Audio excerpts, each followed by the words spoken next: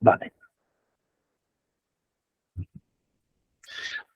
He puesto como en las anteriores, ya que lo hice en la primera, lo hice en la segunda y también esta especie de cartulinitas para separar las cosas y así ordena. Y a mí también después me servirá cuando lo tenga que escribir, pues bueno, ya tengo bastantes cosas tomadas, pero creo que esto me sirva. Espero. Lo primero, empiezo por una cosa que parece el invitado permanente a estas sesiones. Encontré esta página que cuando uno es joven hace cosas como estas y subraya cosas, ahora ya no lo hago de una manera mucho más delicada, ni pongo cosas de qué bonito o igual que los, como pone aquí, no lo leéis, pero yo sí. Tenía este texto para hablar de otras, de hecho lo mencioné, pero en realidad esto lo tengo a partir de la cuarta línea. Dice así: observad un día, no en uno de esos restaurantes de lujo en los cuales la intervención arbitraria de los camareros y de los sommeliers destruye mi poema. Observad en una pequeña taberna popular 2 o 3 comensales que han acabado de tomar su café y están charlando. La mesa todavía está llena de vasos, botellas, platos, la aceitera, la sal, la pimienta, la servilleta y el servilletero, etc. Ved el orden fatal que pone todos estos objetos en relación los unos con los otros. Todos han servido, han sido cogidos con la mano de uno o de otro de los comensales. Las distancias que los separan son la medida de la vida. Es una composición matemáticamente arreglada. No hay ningún falso lugar, ni un hiatus, ni un engaño.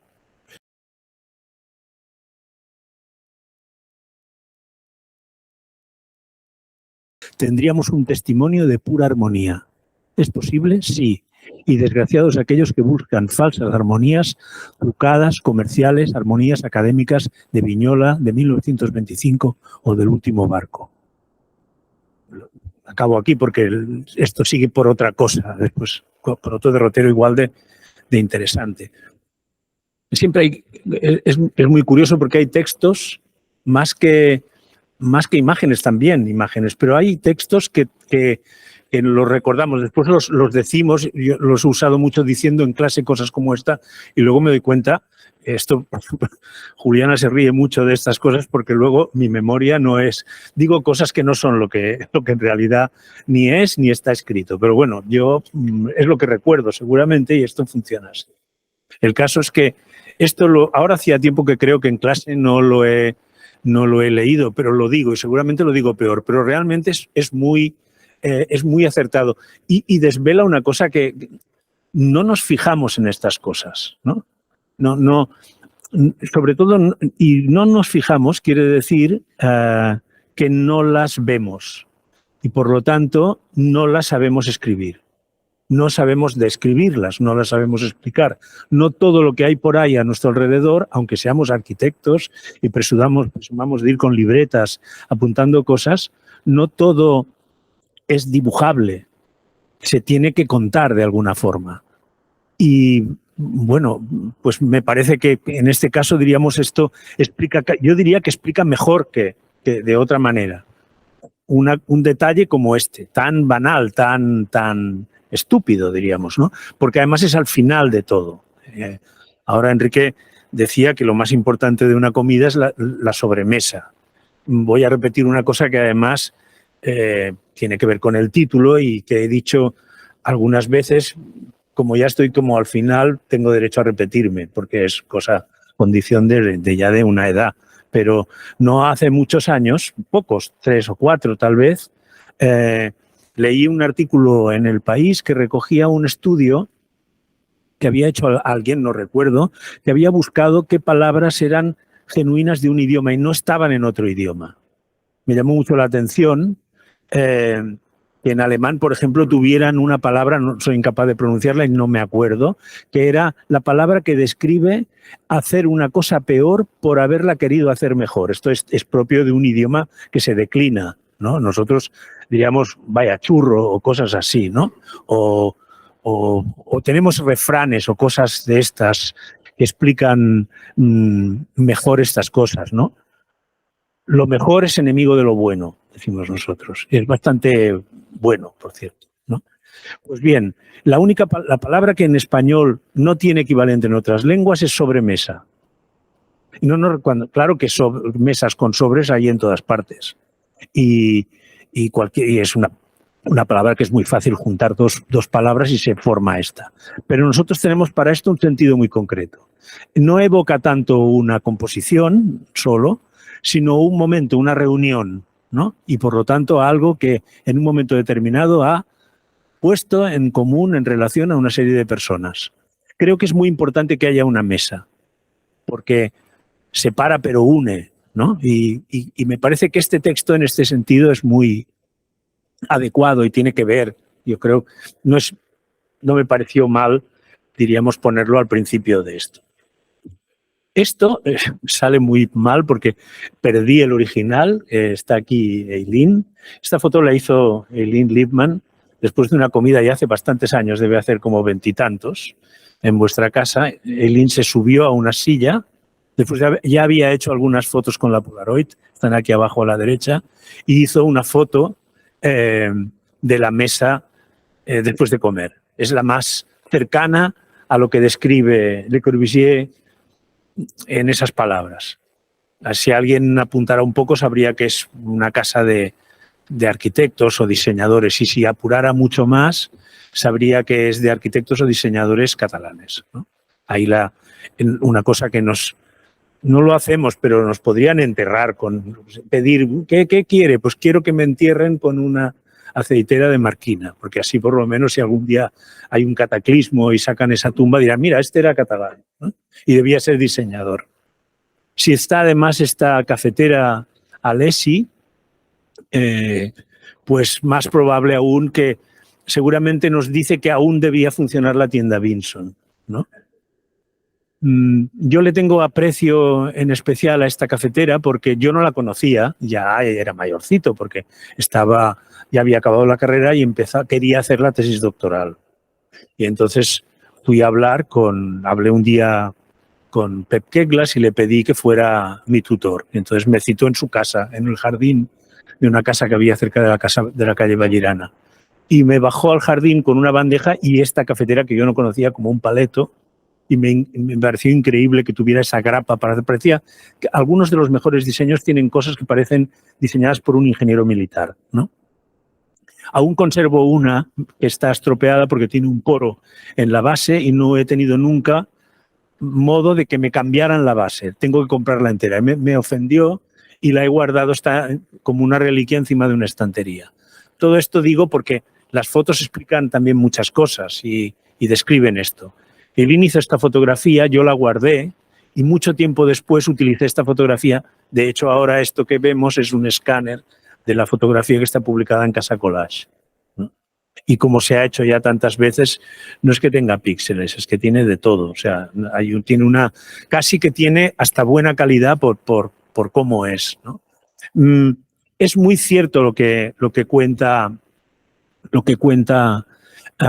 Le Corbusier en esto. Y las fotografías explican muchas cosas. Esta yo creo que explica bastantes. Por ejemplo, yo le tengo verdadera devoción a las fotografías, no, a las pinturas antes que hubieran estas fotografías, que son pinturas de mesas, a veces, normalmente son de la Última Cena, en donde están cubiertas por manteles blancos, en donde los pintores yo creo que debían presumir de oficio si eran capaces de pintar las arrugas adecuadamente, porque esas ropas estaban guardadas, planchadas, no como ahora, de abuela pluma, de cualquier manera, sino bien planchadas, con cosas que había que calentar, etcétera, y luego dobladas con mucho cuidado. Y cuando se despliegan duraba mucho el despliegue.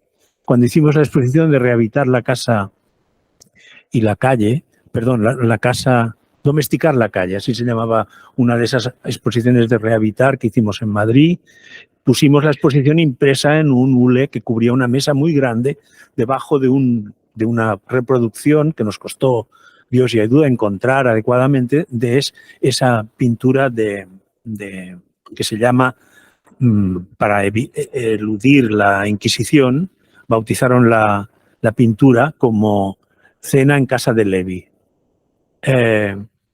recuerdo que doblamos el hule en lugar de desenrollarlo y le pusimos pesos para que quedara las arrugas hechas. Duró, no sé si ni una hora. El hule es pertinaz, o sea, no hay manera de... No teníamos una plancha, ¿no? Las fotos explican este tipo de cosas.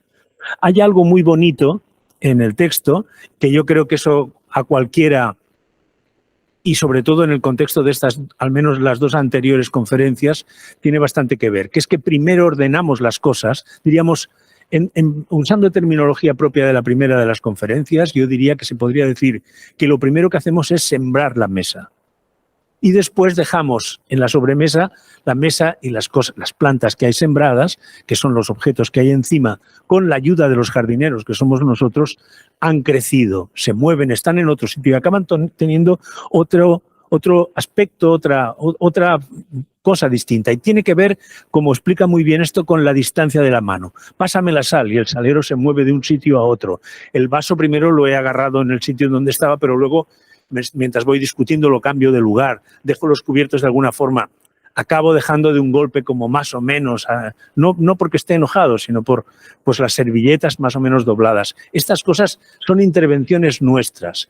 De hecho, explicaría muy bien que uno ha sembrado la mesa y luego la contingencia más absoluta ha cambiado las cosas de otra manera. Me digan que esto no tiene que ver con nuestro trabajo.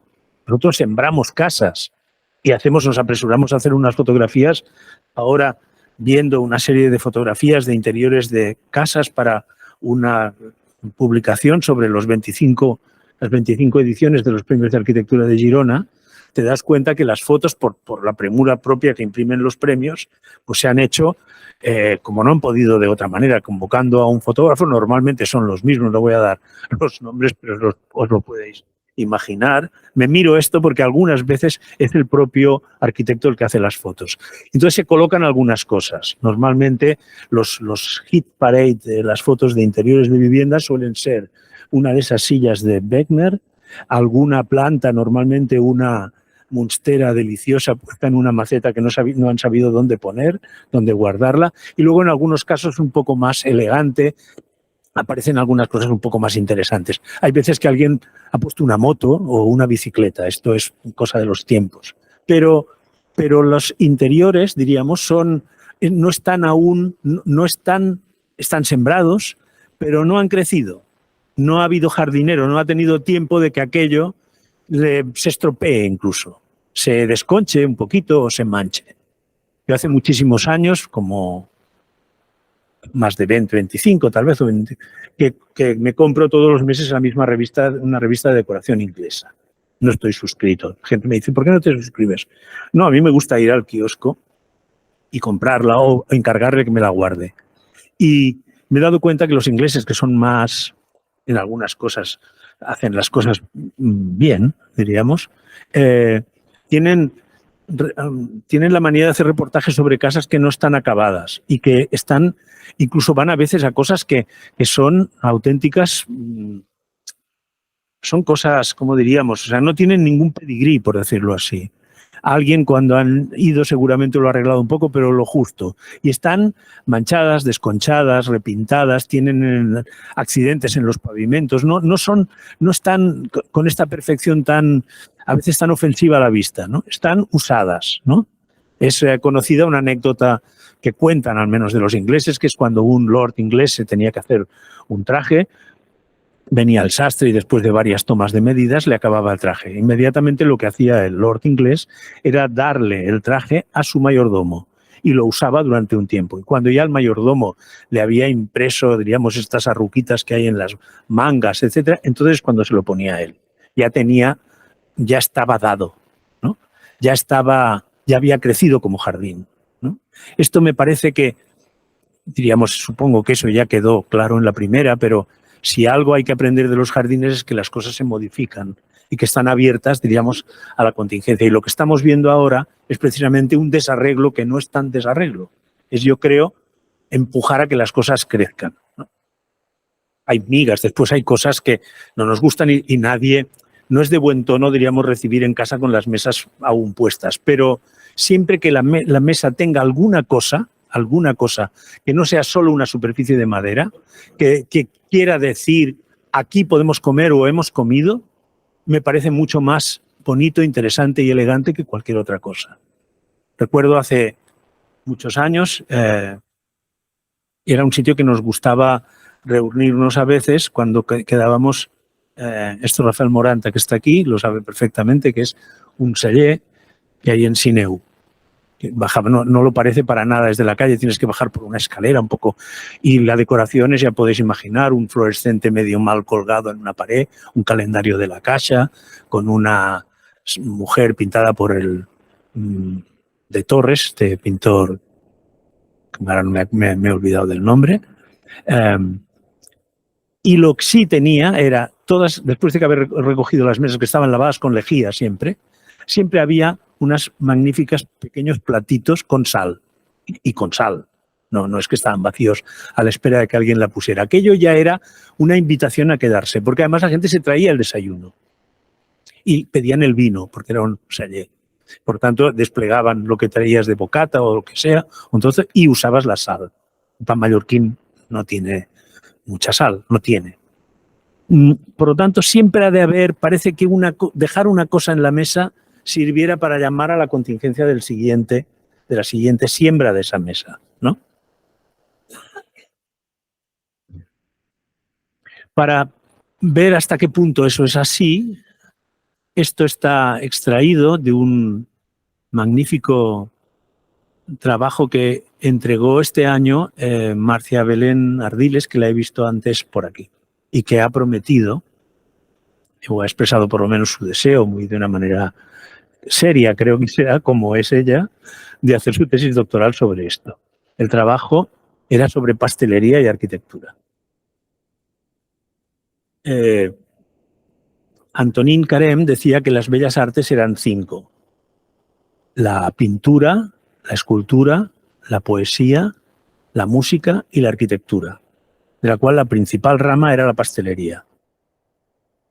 Los que siempre tienen la lengua más afilada de lo normal, como por ejemplo Pep Pieglas, él lo que dice es que en lugar de decir la última, la arquitectura, dice la pastelería, de la cual la rama más importante es la arquitectura. Y yo durante mucho tiempo he creído que era así. Y la verdad es que ahora lo he tenido que buscar para no equivocarme y saber cómo era. Pero en cualquier caso son dos cosas que van asociadas, ¿no? También hemos oído muchas veces que creo que, por ejemplo, una de las personas que lo dice habitualmente es Caroline Steele, cuando habla de la mesa y estas cosas, poniendo estas cosas como un poco una especie de origen, vamos a matizarlo todo lo que se quiera, de lo urbanismo, ¿no? Y por lo tanto del orden que impera en las cosas y que hay que planificar, ¿no? Esta es un banquete ofrecido por el duque de Newcastle en Windsor. Y es de la época en la que las mesas cambian, la manera de dar un banquete cambia a partir de la llegada del embajador ruso a París en el siglo XIX. Hasta entonces las mesas, cuando había un banquete, eran así. Es decir, el cambio más importante es que lo primero era toda la comida estaba ya en la mesa. Por eso habían samovares y cosas que podían mantener calientes algunas cosas. Y los comensales se servían de estas cosas y están ordenadas por cómo se han de comer. Lo más importante, el centro de todo, es le dessert, ¿no? El postre. Y franqueado por dos cosas, que es también, si alguien duda de que hay relación entre la arquitectura, ¿a quién se le ocurriría poner estas dos bandejas que se llaman pirámide de frutas? A partir de allí hay todo lo que se quiera, pero no está, bueno, está el cordero asado, diferentes tipos de son poultry, como decía en aquella película uno de los actores, pasteles de pollo, hasta las cosas más mundanas como las alubias con bacon y cosas de este tipo, y también verduras. Es muy interesante porque esto está perfectamente ordenado y puesto todo en la mesa desde el primer momento. Los comensales cuando llegan a este sitio se encuentran esta mesa y es muy importante que tenga cosas altas porque así se ven, ¿no? Y por lo tanto llaman a los ojos incluso por encima de las cabezas de los demás, ¿no? La gente se sirve de estas cosas. La llegada de este embajador ruso a París fue un cambio radical, porque cuando llegaban los comensales a su casa, cuando llegaron, supongo, la primera vez, se encontraron una mesa con los cubiertos puestos y los platos y unos papelitos encima de los platos con el menú impreso. Y el problema fue cómo sustituir los centros de mesa al que estaba acostumbradas las personas, porque eran esto que vemos aquí. Y no estaban puestos de cualquier manera. No se abría la bolsa de patatas fritas matutano y se ponía, sino que había toda una construcción, diríamos, muy sofisticada para poder poner las cosas en forma de pirámide. Las cosas, si no, no se aguantan, y además faltaría que viniera alguien y tirara de una cosa y se cayera todo. Por lo tanto, habían auténticas construcciones, por supuesto, no en plástico, sino en plata y cosas de este tipo para sujetar todas las viandas que estaban encima de la mesa. En el momento en el que no está esto, se inventan los centros florales para las mesas y escultóricos. Es decir, mucho de lo que detestamos, seguramente, si no más ahora de decir la palabra, alguno tendrá ya un amago de dolor de cabeza. Yo siempre he pensado que esa es como lo que queda de lo que debían ser estos centros de mesa, es la porcelana de Lladró. Si os podéis imaginar, es decir, ¿a quién se le puede ocurrir comprarse en su sano juicio pues una escena de caza con un lobo, un jabalí, un caballo grimpante, unos perros y tal en porcelana? Cuestan una fortuna, pero estas cosas así pues están para decorar este centro de mesa. Y el menú, diríamos, está solo impreso. Y luego alguien, los camareros, el servicio va sacando las cosas y las sirve en los platos. En cualquier caso, hay una planificación, no solo del orden que tiene que hacer semanas antes de haber comprado las cosas para fabricar todos estos bocados, ¿no? Sino un orden también de poner la mesa. Este es el orden, nos hemos ido, hago trampa porque me voy a una época en la que este orden es abusivo, ¿no? Y el desorden de Le Corbusier es informal y de apenas hace nada. Tiene, bueno, casi 100 años, 90. Por tanto, ese desorden, diríamos, viene de algún modo de aquí.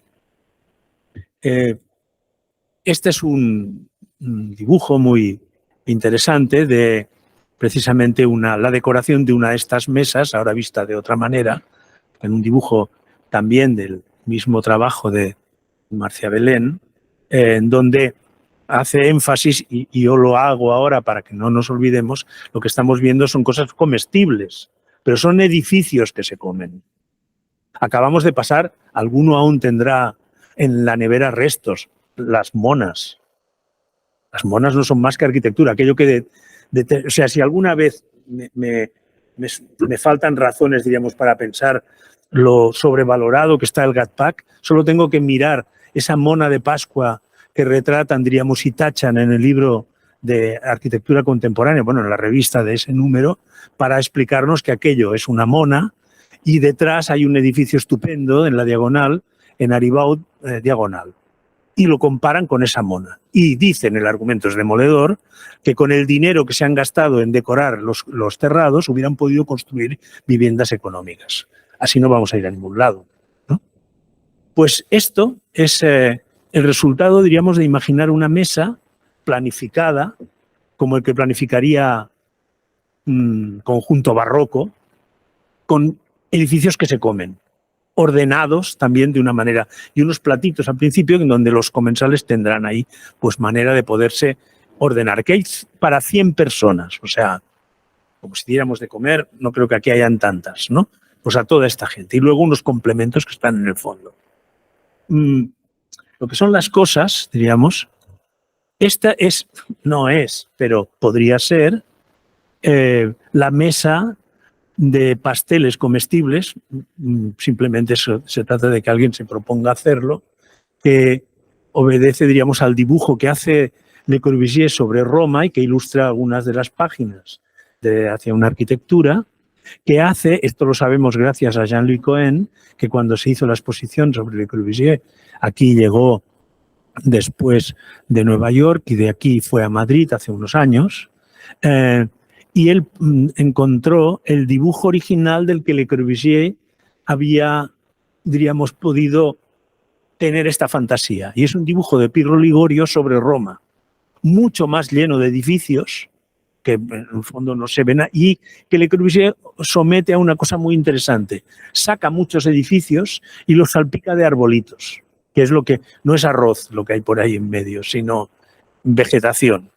Y solo se queda con algunos de los monumentos más importantes. De hecho, cuando Le Corbusier hace esto, hace algo muy parecido a lo que hacía Guy Debord con los dibujos sobre el París situacionista, que lo que hacen es literalmente apagar trozos de la ciudad y solo destacar algunos. Aquí se destacan algunos monumentos, pero no me digáis que algunos no tienen aspecto de pastelero totalmente. Es decir, bueno, a mí me encantaría un día pues, encargar alguna. Aún hay, uno encuentra, ¿no? Hay pasteles que aún son. Un Saint Honoré, por ejemplo, se acerca bastante a trozos de esta tarta que tenemos, fúnebre, diríamos, porque el monumento lo es, que tenemos aquí delante a la derecha. Y las pirámides ya hemos visto que eran capaces de hacer cosas como pirámides, pero con fruta. Hacían cosas mucho mejores, ¿no? En Versalles hacían fiestas en donde se ponían árboles y de los árboles se colgaban frutas confitadas para que la gente fuera. No hay imagen más del pecado que sea esto, porque la gente se debe sentir como Adán, Eva y quien sea, diríamos, agarrando cosas directamente de un árbol y comiéndoselas. Y no sé si habría algún pastelero de Toledo que hiciera también serpientes de mazapán, que no hubiera sido una mala idea, diríamos, poner allí. El caso es que la arquitectura, lo comestible, el orden de las mesas, etcétera, aunque esta ya está ordenada, pero nació desordenada, y nació desordenada por la mano de la persona que escribió eso tan estupendo sobre ese desorden que queda después de la mesa. En este caso hubiera tenido que decir, este es el desorden que le queda a Roma después de que haya pasado Le Corbusier y lo haya dibujado como él ha querido, que es así. De estas cuestiones tan formales, no es, bueno, por cierto que aquí es un buen ejemplo, diríamos, y no es, esto es una de las versiones ahí, es un género, las últimas cenas, ¿no? Normalmente aquí teníamos en los comedores de las casas, solía haber un cuadro de estos, una reproducción. Normalmente era casi siempre la misma. Y algunas veces incluso estaban como estampadas en plancha y tenían como ondulaciones, como si fuera un trabajo de platero. Pero hay muchas más. Y recuerdo que hay un librito de Taschen en donde están reunidas cronológicamente y se nota mucho cómo son, las diferencias son abismales, pero eso son abismales porque hay un género que ha pervivido durante tanto tiempo. Y pasan de ser no se sabe qué, pasan un momento afligido porque parecen que están todas hechas en el refectorio de un convento, hasta que llegas a sitios como este, que tienen un aire delicioso, como de un poco urbano, improvisado. Seguramente esto es una logia enfrente de una puerta, se ha colgado de cualquier, parece que el pintor quiere decir de cualquier manera, un lienzo para que procure esto un poco de intimidad y de fondo a la pintura, porque si no esto se habría acabado. La composición es muy hábil porque usa una cosa que hemos visto millones de veces en la pintura, que es mostrar un marco primero y dentro de este marco, dentro de esta boca del escenario, poner la escena que sea. Desde la Forja de Vulcano a cualquier cuadro de Velázquez, a cualquiera, usan este recurso. Famoso San Jerónimo en su estudio es eso mismo. Aquí están los apóstoles en un momento de la cena. Siempre pintan a Jesús de una manera así como inspirada, pero el mantel, desde luego, no le faltan sombras y pliegues. Y aún llama la atención de este cuadro de Tiepolo que dentro del orden los otros están para que la gente pueda enumerar a todos los apóstoles y contarlos para ver si alguien nos ha dejado uno. Aquí no, y realmente tiene una informalidad increíble. Aquí la informalidad es, dentro de todo lo que no podría ser más formal todo, pero es informal las posturas de las personas. Si algo chirría en las películas, especialmente tengo manía a unas que son las películas sobre que transcurre en algún momento, hay alguna escena de los caballeros de la mesa redonda. Tienen unas posturas que son de ir a tomar cañas. O sea, no se cree uno para nada que aquella gente estuviera vestido de esta forma. Ni siquiera iban vestidos para poder tener esta displicencia, diríamos, en los gestos. Los gestos son lo más importante y es lo que nos ha no los tenemos, o sea, no existen, salvo que algún pintor los haya podido retratar, algunos más que otros. Pero aquí la informalidad, diríamos, es esta reunión. Algunos pudimos ver, yo lo recordaré siempre como una cosa fantástica, porque nos enteramos como de casualidad que esto es una representación de una obra de teatro que se llama, aquí lo tradujeron, el nombre era bonito, el Llar dinar de Nadal, ¿no? Era preciosa esta obra. Esta obra es de Thornton Wilder, ¿no? Thornton Wilder es el autor. Esto suena más porque en un momento determinado estuvo en boca de mucha gente, por los años 80, aquí, cuando se tradujo con una novelita que se llamaba Idus de marzo, en donde además de ir describiendo cosas, decía unas cosas sobre cómo funcionaba las reuniones en las que estaba el César y cómo discurría la jornada del César y qué papel tenían las habitaciones alrededor de la sala en donde él recibía, en donde se retiraba constantemente, se iba a esas habitaciones y estaba allí un rato, el tiempo que fuera, y volvía a salir. Y en las habitaciones comía algo, estaba con sus concubinas o con lo que fuera. Y explica cosas fantásticas en esa novela que él recrea muy bien, diríamos, ese momento, ¿no? Como, por ejemplo, tener los sacerdotes, pues la habilidad de tener distintos patos alimentados de distintas maneras para que cuando los sacrificaran y vieran de qué color salía el hígado, podían presentar o no batalla. Lo que siempre nos pensamos que van allí, le abren el hígado, sale azul, pues no presentamos batalla. Sale rojo, carmín, pues presentamos batalla. No. O sea, hoy ¿queremos o no queremos presentar batalla? Pues si queremos, vamos a coger aquel pato, porque de ese el hígado va a ser carmín y del otro va a estar mal. Estas cosas a mí me quedaron en la memoria de esta novela. Y cuando vimos que daban esta representación, que se hacía en el Maldán, por lo tanto en las antiguas dependencias de la marquesa, que vivía aquí. Y esta era una sala bastante grande que tenía una puerta a mi izquierda y otra a la derecha.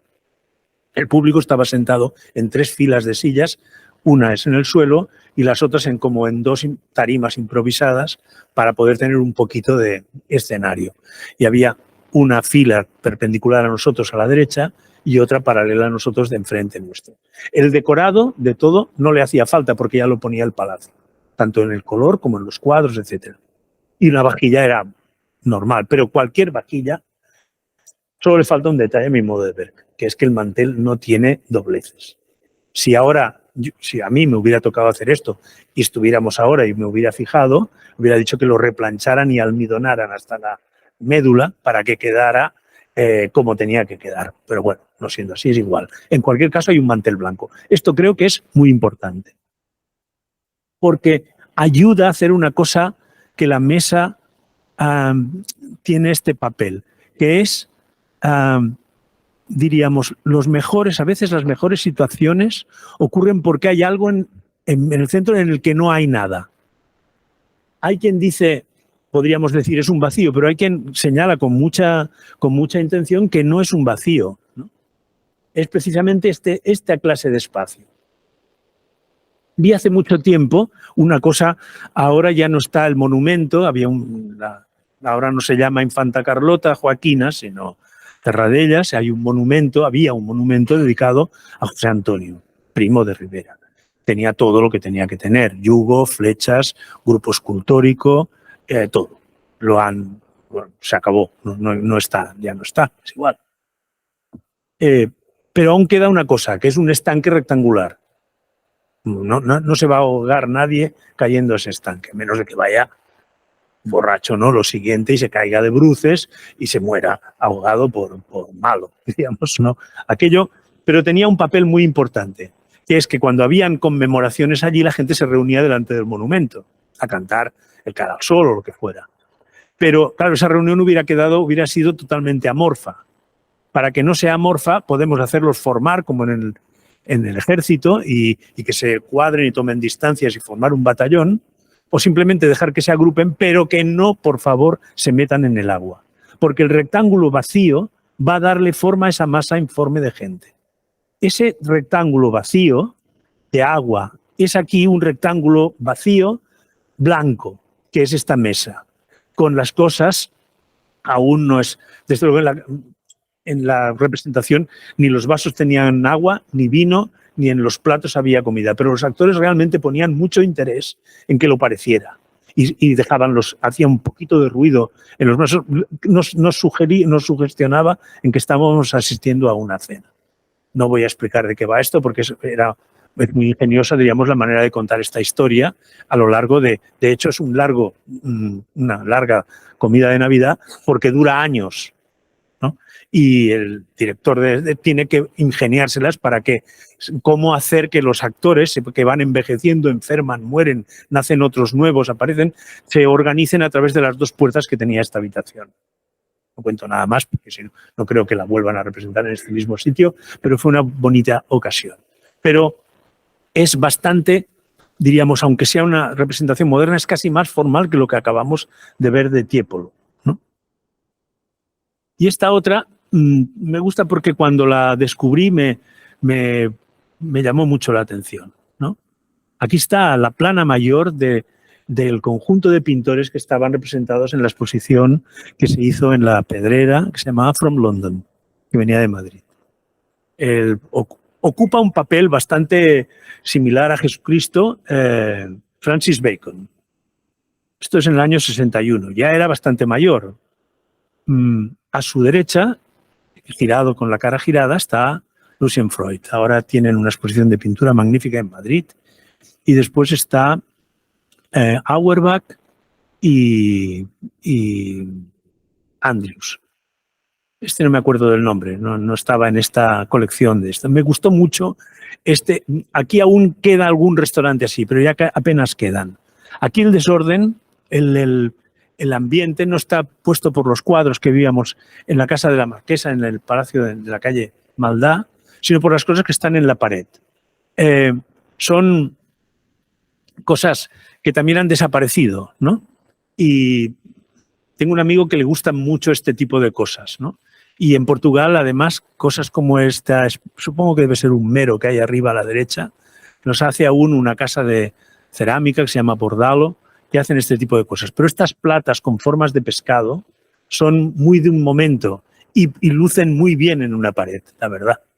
No sé por qué tenemos solo pues, pinturas modernas. Incluso ahí detrás hay una plata entre Freud y Bacon, diríamos que retrata esto. Aquí no hay mantel, simplemente hay unas personas reunidas con muchas cosas encima de la mesa. No sé por qué hay restaurantes y algunas cosas que he encontrado de fotos en Inglaterra, las mesitas son muy pequeñas y parecen trasladar una cosa muy interesante, que es no poner ningún tipo de mantel, sino poner directamente las cosas, los cubiertos, incluso encima de la mesa, ¿no? Aquí la reunión es como informal, porque están hablando, menos el pobre que se aburre de la izquierda, los demás están hablando. Hay una secuencia bastante larga de fotos. En un momento determinado le dan fuego a Bacon, beben, o sea, hacen muchas cosas. Y la verdad es que retrata un momento bastante interesante. Y me llamó mucho la atención porque luego no tenía, iba a decir no tenía nada que ver, claro, tenía que ver, porque están los protagonistas. Pero ¿cómo podía ser que esta gente viera el mundo como lo pintaban, pero luego el mundo en el que se reunían fuera tan formal, incluso con una botella de Moet Chandon, diríamos, en la cubitera? ¿Cómo puede ser que sea todo esto tan formal y que luego, cómo debe ser de increíble, diríamos, la mirada de algunos artistas, que son capaces de ver a las personas, recordar los retratos de Francis Bacon, ¿no? Tenía algunas pinturas al principio que eran bastante veraces, diríamos, sobre todo de su hermana, por ejemplo, aunque ya la dibujó con unos ojos 3 veces más grandes de lo que debía tener. Y Freud pues ha ido perseverando en esta manera de dibujar la carne como de carnicería, por decirlo así. Pero ¿cómo puede ser que luego tengan esa mirada, pero en cambio el mundo que observan es que es nuestro mundo, el de cualquiera, el de un restaurante, de hecho, el que compartimos, ¿no? Y que ocurre, diríamos, precisamente en estos momentos de sobremesas. A mí, y Enrique lo sabe, pues uno de los sitios en Barcelona que siempre me ha recordado esto, porque han ido desapareciendo todo, es la salita del fondo del Estevet. Lo que pasa es que los retratos son de La Pantoja y Lola Flores, etcétera. Pero bueno, todo es proponérselo y regalarles algún plato con forma de pez. Y creo que tendríamos un sitio casi como este, ¿no?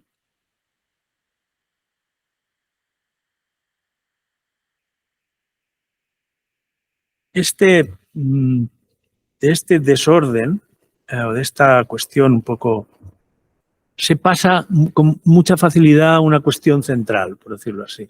Y cuando digo central me refiero a, no porque sea de importancia capital o algo así, sino porque es muy difícil en este género encontrar pinturas en donde con personas alrededor de una mesa no se ningunea a los que nos dan la espalda.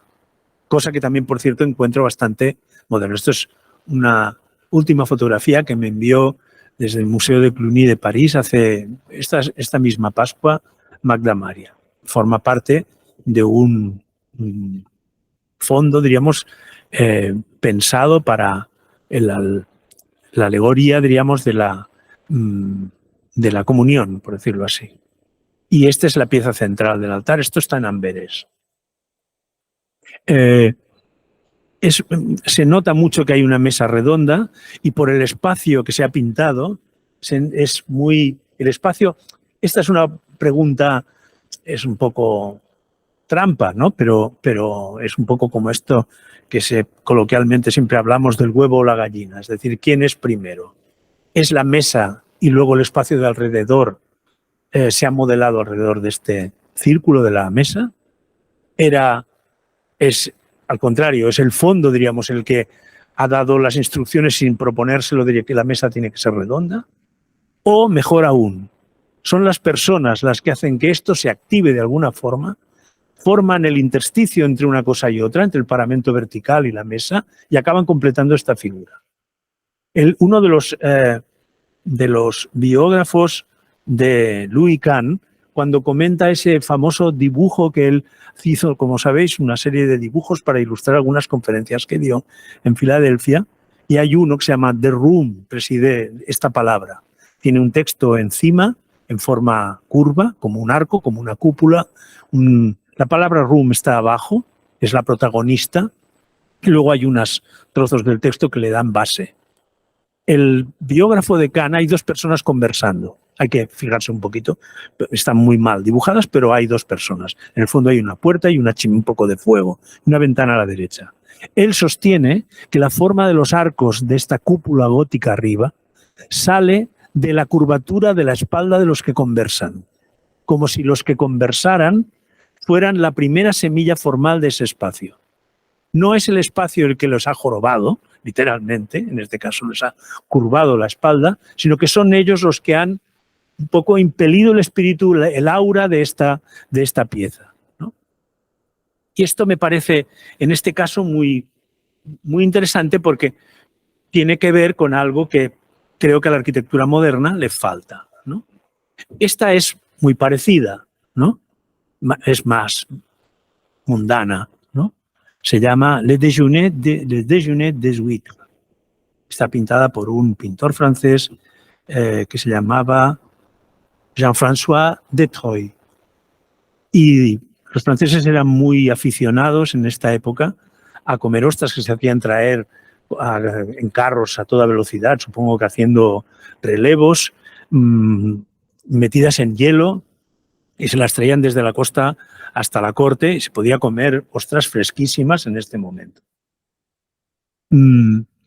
Ocurre, no voy a extenderme, aquí tiene un poco todo, aparecen ya todos los, está el mantel, están las arrugas, está la gente dispuesta alrededor de una mesa redonda y también la sala que recoge esto. Igual no era ni un comedor, era un sitio que también servía para oír música o cosas de este tipo, que tiene una cosa deliciosa, parece un teatro, como estos palcos que hay, como este enfrente que tenemos, ¿no? Y hornacinas con esculturas. Y luego un techo abovedado, pintado. El pavimento está despiezado de tal manera que recalque, diríamos, esta idea central que ocupa la mesa. Que ocupa la mesa o que la mesa no ha tenido más remedio que ser así porque hay este espacio con una vocación central increíble, ¿no? la escena discurre con gente además que va teniendo que abrir ostras para servírselas y otros que hablan. Es muy frecuente, y es frecuente no solo en las pinturas, sino en las descripciones de estos momentos, en el que hay algunos comensales que están sentados a la mesa. Pero luego son invitados más personas y estas tienen el privilegio de estar en segunda fila de pie o en tercera.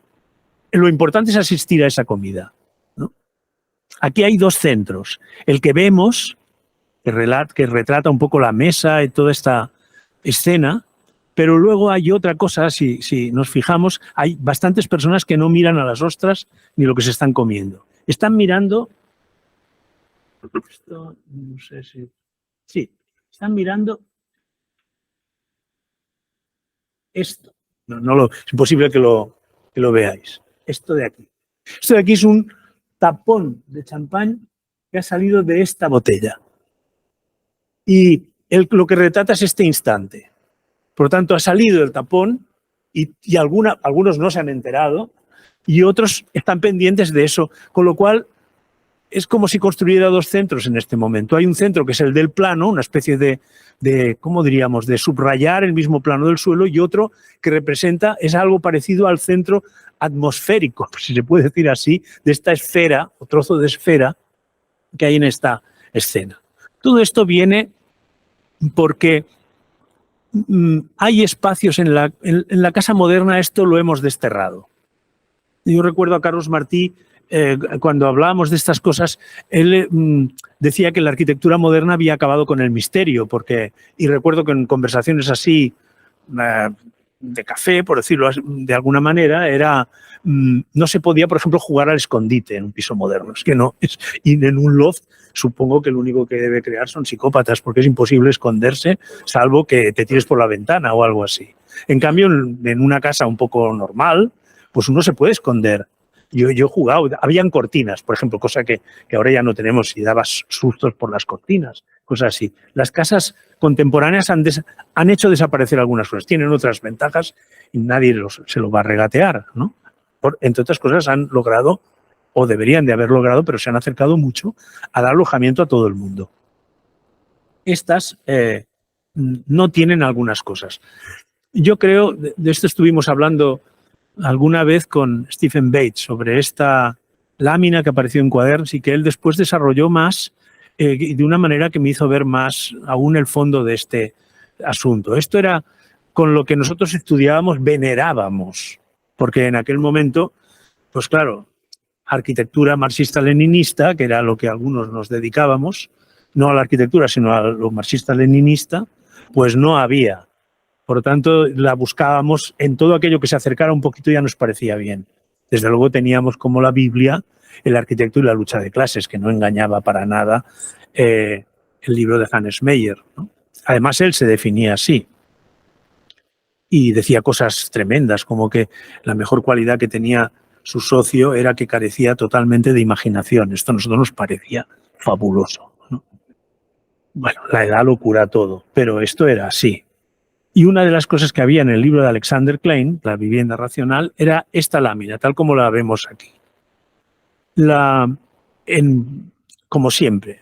Esto Klein se lo hubiera podido hacer mirar siempre. Esto que lo haga Le Corbusier, poner a la izquierda lo malo y a la derecha lo bueno, tiene un pase. Pero que lo hiciera Klein, ya no. Alguien le hubiera dicho, hombre, ponlo al revés, ¿no? Porque no vamos. El caso es que abajo hay dos diagramas que son, o sea, por eso yo muchas veces me río no es la palabra, pero pongo muecas y a veces hago comentarios sarcásticos o peor sobre lo de la ciencia y la arquitectura, lo científico. Los diagramas que hay abajo son una manera de verificar científicamente por qué esas dos plantas de arriba, cuál es la que está bien y la que está mal. Sometidas al infalible método Klein, el de la izquierda está mal, porque ya se ve que esas líneas se cruzan en el centro y se cruzan de mala manera. Chocan en terminología automovilística, ¿no? Por eso se han inventado los rond-point, ¿no? En cambio, en el de la derecha todo funciona perfectamente, porque las circulaciones de una parte y otra de la casa no se cruzan para nada. Y uno se pregunta, ¿y qué gracia tiene? Porque si no me cruzo para nada, imaginar siempre he tratado de pensar qué ocurre en las fiestas, pues el de la izquierda es muchísimo más interesante ir a una fiesta, a un piso como el de la izquierda que el de la derecha. Tienes muchísimas más posibilidades de éxito en el piso de la izquierda que en el otro, que ya sabes dónde vas a ir. Incluso todo el mundo sabrá si has ido al lavabo. En cambio, en el otro creo que tiene más interés y me llama la atención la cantidad de mesas que hay. En el otro hay poquitas más bien. Pero el gran de esto es este esquema que ponen está girado con un poco de mala intención, pero es para evitar, diríamos, que haya pérdida de espacio en el centro ligado a una circulación caótica, ¿no? Que esto se haga. Claro, esto tiene que ver con muchísimas cosas, por eso algunas veces he usado esto para hablar de las relaciones entre la casa y la ciudad, porque esto es un análisis urbano de circulación, de tráfico increíble, es muy certero, diríamos, porque pone las cosas en su sitio y seguramente los cruces necesitan de alguien que los piense en estos términos y imaginas que hasta hace unos años lo normal es que al que se le ocurrieran las rotondas, por decirlo así, evitaron este problema. La verdad es que, en cambio, el diseñador del piso de arriba, a la izquierda, le hubieran tenido que dar in memoriam el derecho de ser el inventor de la rotonda, porque puso un velador con 3 sillitas, que obliga a dar la vuelta alrededor de ese velador, con lo cual resuelve todo. Pero esto no entraba en el catálogo. Este espacio de en medio, totalmente... No digo, claro, alguien pensará que aquí se pierden... Seguramente si tuviéramos aquí herederos ideológicos del Cat Pack dirían que aquí se pierde mucho espacio. Pero en realidad es una alegría tener un lugar como este desde el que puedo ir a cualquier lugar y que puedo ir entrar por cualquier puerta. La mesa que esté ahí dará el mismo juego que en la pintura que hemos visto de Jean-François de Troyes, porque da esta posibilidad, diríamos, de que esto se mueva de esta manera. Y, muy importante, tiene una pieza, este es el misterio, que no ventila directamente. Está ahí, central, tan central como la salita de la casa de Michans en la calle Amigó, con una chimenea. Estas piezas centrales, en donde se puedan hacer este otro tipo de cosas, son lo que creo que la mesa inspira de alguna manera, ¿no? Este es un despiece de un edificio en Hampstead, una residencia de gente mayor de Sergison y Bates, que después desmenuzaron la planta del edificio. Es una especie de forma vagamente, diríamos, tiende ahí. Se podía trazar un círculo, pero nadie imagine que va a haber una circunferencia en donde, engarzando estas piezas, daría la composición de la planta de este edificio. Fijaos, por ejemplo, en las 3, por lo menos, de la izquierda, para los que estén muy lejos y no lo vean, pues aquí, aquí, aquí, aquí, aquí, aquí, y después por aquí había otra. Bueno, esta casi se acerca, y estas ya, el juego ya desaparece porque las mesas están próximas a las ventanas. Pero en estas 6 de aquí recogen perfectamente, digamos, lo que ocurre cuando hay una pieza central. Podríamos decir, ¿es un distribuidor? Si quieres, dilo, pero nadie te pide que lo definas como distribuidor. A lo mejor, para cumplir la ley, no lo digas, pero luego pon la mesa del comedor en ese sitio. No hace falta que lo digas para que algún funcionario te diga, no, es que esto... Seguramente hay que poner distribuidor porque así cumples bastante más, a los distribuidores no les obligan a mucho, mejor para ellos, y después se puede hacer de otra manera. Por eso, cada vez que hay una normativa, nos quejamos y tal. Yo soy de los primeros que me quejo de que hay demasiada, pero sé que siempre hay una manera de darle la vuelta a esa normativa y de hacerlo de otra forma. Estos espacios de aquí parecen inofensivos, dan lugar a un sitio como este. Por lo tanto, ¿tiene contacto con el exterior? Sí, porque hay una logia aquí, una especie de, lo dicen las plantas, en donde si lo abro puedo estar en un sitio ventilado, es casi como una especie de terraza cerrada. Pero desde aquí domino toda la casa. No hace falta que comamos ostras en este sitio, pero la mesa es la gran excusa para organizar este sitio alrededor de... Y es muy importante que haya una mesa porque no solo está la gente sentada alrededor de la mesa, sino porque hay una actividad de circulación alrededor que es importantísimo mantener. Esto es una cosa. Esto aquí he recompuesto con restos de un artículo publicado en El País. Hice un artículo sobre esta casa que hizo los arquitectos de Mayo, no del mes de mayo, sino de mayo, en esta casa, tiene esta planta que veis aquí, y lo he utilizado a veces para hablar de dos cosas, cual más interesante. Una es una idea que he defendido muchas veces y que bauticé en su momento como la casa de habitaciones iguales. Cosa que yo he de reconocer que aprendí de las viviendas del ensanche. Y por lo tanto, no es estas casas que tienen zona de día y zona de noche y habitaciones, por lo tanto, de pequeñas de noche y de día muy grandes, demasiado grandes, ¿no? Sino que tiene habitaciones y que cada uno un poco distribuye como pueda, como sepa. Las casas que hicieron, estos 4 apartamentos por planta de este sitio, tienen una pieza central importantísima, ¿no? Pero si nos fijamos bien, no tiene un tamaño demasiado más, es la cocina, pero también se come. Y no tiene un tamaño demasiado menos grande, diríamos, que el recibidor o que alguna de las habitaciones, como por ejemplo esta habitación con una cama doble que hay en la parte baja dando al patio. El truco de esta casa, es pero después tiene otros que son muy sofisticados y que no, si no nos fijamos, por ejemplo, a los desastres de la planta libre, o sea, del suelo libre, le acompaña uno como un mal compañero de viaje terrorífico y horrible, que es el techo igual. No hay, el techo también es libre, el pobre, y eso estropea las cosas, pero brutalmente. Porque lo más importante cuando se prende la luz de una habitación es que una parte ya lo podéis imaginar, diríamos, el aro de luz que va a dar una lámpara sobre ese sitio es que no vaya a la habitación de al lado y hará una cosa muy bonita que es derramar sobre esta pared y describir una forma, curso de primero de descriptiva, que lo haga quien quiera. Pero desde luego estas luces quedarán contenidas en estos sitios, de alguna manera quedarán ahí retenidas. La luz les será propia, pero yo podré andar libremente.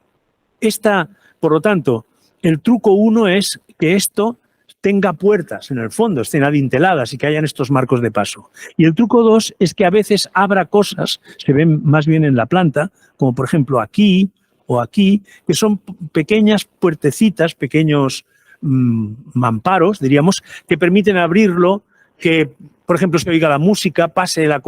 Ahora se ha de decir si hay ventilación cruzada. Si no pones ventilación cruzada, eres hombre muerto. Pero sabemos que sirven para otras cosas, para hacer polichinelas. Si estuviera aquí Dani Freixa, pues entendería perfectamente esta explicación, porque podría hacer teatritos desde las ventanas, se puede oír música, si hay alguien en la cama porque no le ha dado la gana de levantar, puedo hablar con él y me puede llegar a ver, y el que está en la cama puede llegar a ver cruzadamente. Estas cosas todas tienen que ver porque haya una pieza central, que haya un centro, y por lo tanto esto tenga 3 crujías, no delante y atrás.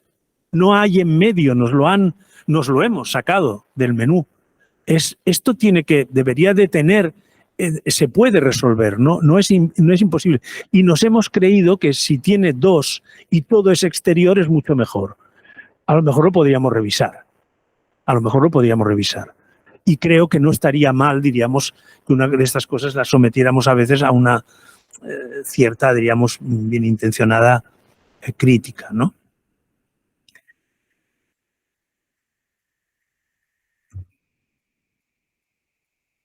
¿Para qué sirve más también una mesa? Esta apenas... esto me está aquí. Esta es una fotografía que apareció en El País, en un artículo, en El País del octubre del 18 tal vez. Los vecinos del Raval, hartos en la Riera Baixa, hartos de los narcotraficantes y de los pisos del narcotráfico, escenificaron su protesta haciendo literal una expresión que acuñó en su momento Fraga Iribarne, que en paz descanse, cuando dijo aquello de la calle es mía. Era el ministro de la Gobernación y se creyó en ese momento en el derecho de decir una animalada como esta. Pero bueno, era un país que aún estaba aprendiendo a ser democrático y no sé si aún lo ha acabado de entender. El caso es que esta gente decidió también ellos escenificar la calle es mía. ¿Cómo? Bajar una mesa plantar una mesa en medio de la calle y convertir la calle en un comedor. Es provisional, no es una cosa que va a quedar. Es, ahora que estos días he estado, una cosa que ya he dicho antes, pero mirando los premios de Girona, pues claro, esas son estas cosas que allí pueden tener lugar en el Temps de Flors, pero esto podría ser una instalación perfectamente. Y seguramente ha habido muchísimas cosas en las fiestas populares, en Sants, en Gracia o en otros sitios, que se ha escenificado una cosa como estas. Las hemos mirado, las hemos pasado por alto, pero son instalaciones en toda la regla de cosas que alteran nuestra sensibilidad respecto al espacio público. Lo convierten en otra cosa. Se transforma. Y es muy importante. Se transforma porque estamos nosotros haciendo algo. Este algo que hacemos tiene que ver con la mesa. Tiene que ver con estar alrededor de una cosa. Suficiente distancia como para poder hablar, pero reunirse, ¿no? Estar alrededor de algo que permite, bueno, estar reunidos, ¿no? Llegado este momento, me gustaría leer una cosa, y lo encuentro. Creo que está aquí, y tengo que calzarme las gafas, no sé, pero es una cosa que publicó un amigo, aunque aquí tengo a algunos amigos, mucho más amigos suyos que yo, que lo traté mucho menos. Me refiero a Jorge Lozano, ¿no? Que era durante tiempo, diríamos, fue el hombre de Humberto Eco en España. Era canario. Y me envió, a partir de un momento que coincidimos por una cosa de la comida, de un congreso, un simposio y tal, entonces me decidió de vez en cuando, me enviaba algún artículo que publicaba. Yo le envié alguno de los que había publicado en El País y él me enviaba artículos que publicaba en Las Provincias, un diario de Las Palmas. Y me envió no lo tenéis en la imagen, un artículo que se llamaba Reuniones y que presidía una frase de Irving Goffman, ¿no? Y decía que empieza así, el artículo tiene esta entradilla: más que a una familia o club, más que a una clase o sexo, más que a una nación, el individuo pertenece a las reuniones. Bueno, me pareció realmente a veces las cosas que a mí, por lo menos a mí, más me impresionan son cosas que parecen que alguien ahora podría decir, vaya tontería, ¿no? O sea, yo soy del Atleti, no sé qué me hablas, ¿no? O sea, pues, bueno, me parece, y más abajo, bueno, cita a Malinowski, una serie de antropólogos, y entonces dice una cosa muy... Leo este párrafo y medio porque me pareció muy interesante para esto. Todo esto lo digo porque tiene que ver con que una parte inmensa de la arquitectura no la hacen las paredes ni los techos, que son bastante importantes para caber cobijo, es interesante. Pero muchas de esas cosas las hace las personas y no los individuos de cualquier manera, puestos al azar por un sitio, ¿no? Paseando solos, sino reunidos de alguna forma, ¿no? Las formas que hacen las reuniones son muy importantes tanto como para merecer nuestra atención como arquitectos, ¿no?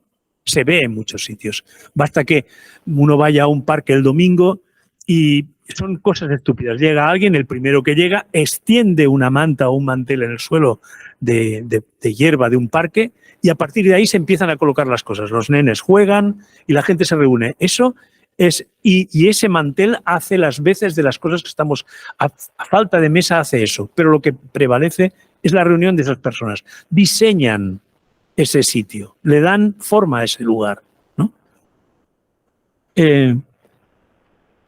Decía algo respecto a lo que decía Malinowski, ¿no? Pertrechado justamente con el método de la observación participante, no basta con mirárselo desde fuera. Observó que por la tarde, tras la pesca, estaban hablando de las islas Trovian, ¿no? Tras la pesca se reunían sin otro motivo aparente que el de estar juntos. Lo denominó comunión fáctica. un tipo de lenguaje en los cuales los lazos de unión se crean en un mero intercambio de palabras. La comunión fáctica, dirá, Malinowski se refiere, sirve para establecer lazos de unión personal entre gente unida por la mera necesidad de compañía y no sirve para ninguna finalidad de comunicar ideas. No es una clase ni un seminario. Y el párrafo siguiente dice una cosa que a partir de que lo leí ahora, me envió este artículo salió publicado el 26 de diciembre del 20 y Jorge Lozano murió en marzo, ahora ha hecho 2 años, del 21. El otro párrafo dice, el semiólogo Roman Jakobson hizo uso de tal concepto para denominar función fáctica a la función del lenguaje asociada al canal o contacto de la comunicación. Bastante sofisticado. Y dice, su ejemplo conocido es, ¿me oyes? ¿Me oyes? En una conversación telefónica. No aporta información, solo garantiza el contacto. Y eso que no lo tengo allí a la otra persona.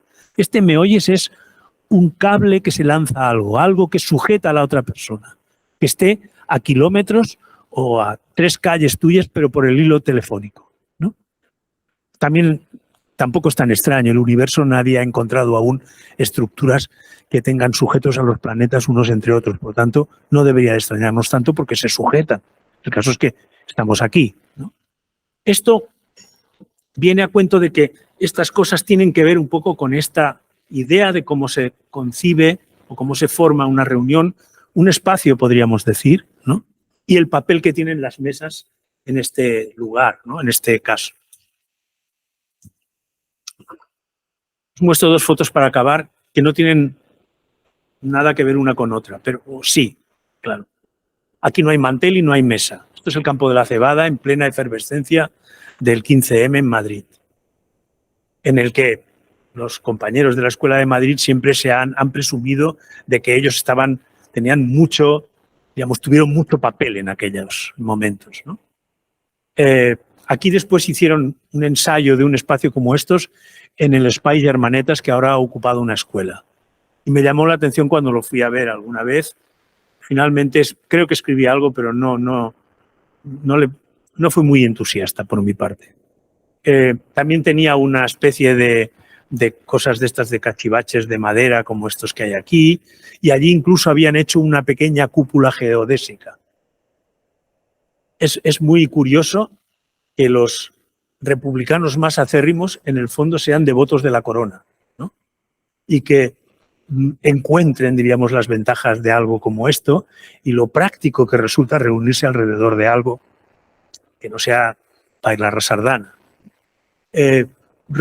Resuelve pone remedio a todo. No está la gente sentada en los mismos sitios ni en las mismas cosas. Ahí tienen como graderíos móviles, por decirlo así, pero se sientan impecablemente formando este círculo, que me imagino que alguien trazó, porque si vemos por aquí, en este lado de aquí, aparece una línea de color azul fibra óptica, que es con lo que nos tropezamos en la autopista ahora, que diseña un poco, da una pauta. A partir de ahí la gente lo ocupa.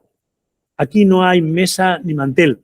Serviría para explicar que un vacío es la manera de unir las cosas, de reunirlas y de tenerlas sujetas, por decirlo así. Estos días, esta tarde, tengo que estar en la presentación de un libro que ha publicado Rafael Moneo, es escrito sobre arquitectos españoles.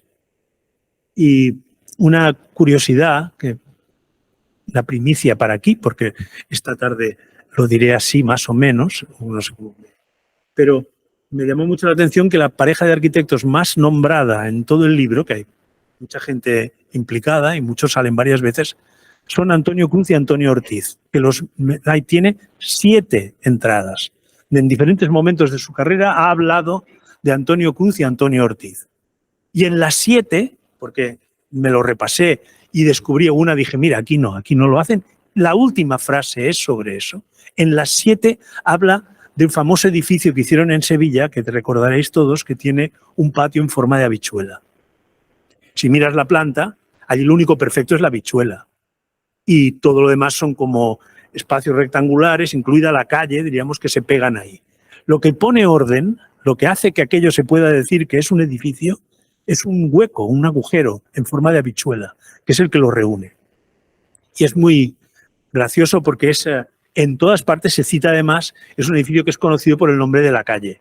Por eso, y esta tarde se lo diré a él, o sea, esos son 7 artículos hechos sobre Antonio Cruz y Antonio Ortiz y María Coronel, que es como se llama la calle en donde hay ese patio en forma de habichuela. Y por lo tanto, este es más banal porque es redondo, circular, pero sujeta muy bien todo aquello. La última es una fotografía que en esta no hay, antes he dicho, las reuniones, los espacios los hace la gente. Esto es una mesa en una carballeira. Tal vez, no sé si no, es un insulto para él y no es, no iba a decir la mejor obra de César Portela, mucho menos, ¿no? Porque ha hecho muchas además. Pero yo creo que esta perdurará. O sea, otros edificios serán reparados, restaurados, alguno derribado, lo cambiarán, los pintarán de otros colores. Esto no. Esto seguirá así, en esta carballeira.